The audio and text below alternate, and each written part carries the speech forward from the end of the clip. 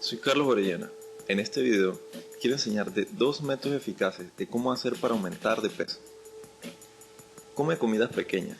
Si estás luchando contra la falta de apetito debido a problemas médicos o emocionales, es posible que no lo parezca tentador consumir grandes porciones de alimento.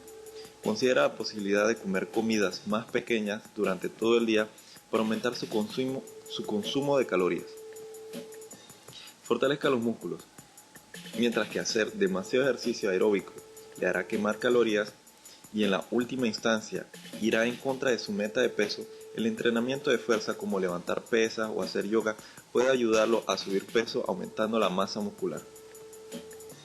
Descubra cómo puede aumentar su masa muscular en 2 meses, una vez por todas con métodos 100% naturales. Lo que debes hacer es darle clic al cuadro que dice haz clic aquí.